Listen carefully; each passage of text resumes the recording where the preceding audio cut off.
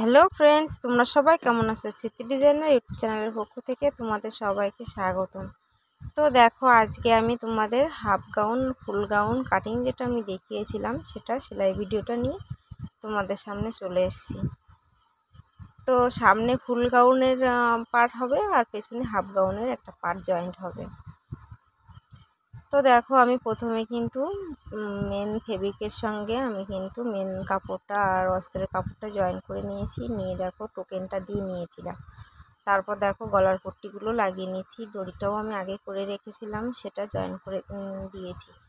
তো দেওয়ার পরে গলার পট্টিটা উল্টো করে বসিয়ে দিয়েছি।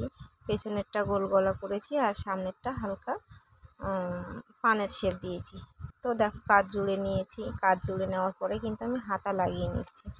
যেহেতু হাতাটা চুড়ি হাতা হবে, তো দুটো হাতাই কিন্তু আমি লাগিয়ে নিয়েছি। লাগিয়ে নেওয়ার পরে দেখো আমি পেছন পাটের সাথে কোমর পট্টি নিচের পাটের জুড়ে নিয়েছি। তো সামনের পাটটাও জুড়ে নেওয়ার পরে দেখো আমি হাতার থেকে 3.5 ইঞ্চি নামিয়ে নিয়ে মাপ বরাবর আমি সেলাইটা দিয়ে নিয়েছি। তো বডির মাপের 4 ভাগের 1 ভাগ নিয়েছি। নিয়ে দেখো মানে দাগানোই ছিল, তো সেই দাগের উপর দিয়ে আমি কিন্তু সেলাইটা দিয়ে যাচ্ছি। তো দেখো আমি এই কোমরের নিচটা 1.5 ইঞ্চি পরিমাণ নিয়ে তারপরে কিন্তু আস্তে করে 1/2 ইঞ্চিতে চলে এসেছি ঘুরিয়ে। তো দুটো সাইড কিন্তু এভাবে সেলাই করে নেব। তো তার আগে একটা জিনিস দেখো, অনেকে লক সেলাইয়ের কথা বলে অনেকে, তো তার জন্য দেখো আমি কীভাবে ভাঁজ করে সেলাইটা দিয়ে নিয়েছি। আমার সাইড দিয়ে কিন্তু বোঝা যাচ্ছে না যে এটা লক মেশিনে সেলাই না বা কিছু, বা তোমরা দেখো আমি কিন্তু দুটো সাইড কিন্তু একইভাবে সেলাই করে নিয়েছি।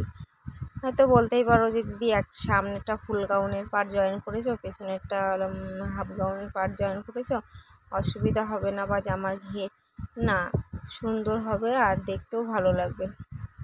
বোঝাই যাবে না যে পেছনটা হাফ গাউনের পার্ট জয়েন করেছি আর সামনেটা ফুল গাউনের পার্ট জয়েন করেছি।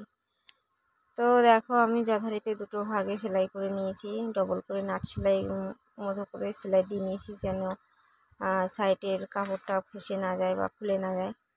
তো দেখো আমি ভাঁজ করে কিন্তু সেলাইটা করছি, তোমরা দেখতেই পাচ্ছ। তো এবার যে হাতের মুখটা থাকে সেই মুখটা কিন্তু আমি ভাঁজ করে দেখো সেলাই করে বের করে নিচ্ছি। এক সাইডে একসঙ্গেও করা যায়, যেভাবে জামার সাইড সেলাই করতে হয় ওভাবেও করা যায়। তো আমি সেলাইটা কেটে বার করে নিয়েছি, নিয়ে তারপরে আবার একটা সেলাই দিয়েছি। তো সেলাইটা দেওয়া হয়ে গেলে আমি দুটো হাতায় এইভাবেই করে নেওয়ার পরে আমি নিচের যে পট্টিটা আছে সেটা কিন্তু ভাঁজ করে সেলাই করবো। 1.5 ইঞ্চি বা 1 ইঞ্চি 2 সুত বা 1.5 ইঞ্চি যেটাই বলো তোমরা। আমি কিন্তু 1.5 ইঞ্চি পরিমাণ ভাঁজ করে নিয়েছি। যেহেতু আমার ঝুল ছাড়া 2.5 ইঞ্চি পরিমাণ আমার বেশি রয়েছে, তো আমি ঠিক সেভাবে দেখো ধরে ভাঁজ করে সেলাইটা করে নিচ্ছি। তো পুরো ঘেরটা কিন্তু আমার এভাবেই সেলাই করে নেবো, একসাথে সেলাই করে নেবো। তার কারণ হচ্ছে তাহলে ঘেরটাও দেখতে সুন্দর লাগবে, ঘেরটাও ঘুরবে। আর যদি আমি বাটার কাপড় বা অস্ত্রের কাপড়টা আলাদা করে জয়েন করতাম তলার কাপড়টা, তখন না একটু ঝুল হয়ে যেত, কোনোটা ট্যাড়া কোনোটা বেঁকা এরকম হয়ে যেত, সোজা করতে খুব অসুবিধা হতো। আর একটা কথা বলি, যদি ক্যান লাগানোর লাগাতে বলতো কাস্টমার, তাহলেও একটা কথা ছিল, ক্যান লাগিয়ে দিলেও খুব সুন্দর লাগতো। তো দেখো যে ফাইনালি কিন্তু জামা রেডি হয়ে গেছে। তো তোমরা বুঝতেই পারছো যে সামনের ঘেরটা কতটা আর পেছনের ঘেরটা কিন্তু হালকাই আছে, তবুও কিন্তু খুব সুন্দরই লাগবে। তো দেখো আমি জামার ফুল করতে ভুলে গেছি। তো দেখো আমি 6টা কাপড় কেটে নিয়েছি, একটু বড় করেই কেটে নিয়েছি, 4.5 ইঞ্চি বা 5 ইঞ্চি, তোমরা যেরকম বড় করবে ফুল তেমনভাবে পরিমাণে কাপড়টা কেটে নিতে। আমি 4.5 ইঞ্চি পরিমাণ কাপড় কেটে নিয়েছি, নিয়ে অস্ত্রের সাথে জয়েন করে নিয়ে ভাঁজ করে দেখো সেলাইটা করে ফুলগুলো করে দিচ্ছি। তো আমার ভিডিও কেমন লাগলো, তোমাদের ভালো লাগলে অবশ্যই লাইক কমেন্ট শেয়ার করে আমার পাশে থেকো।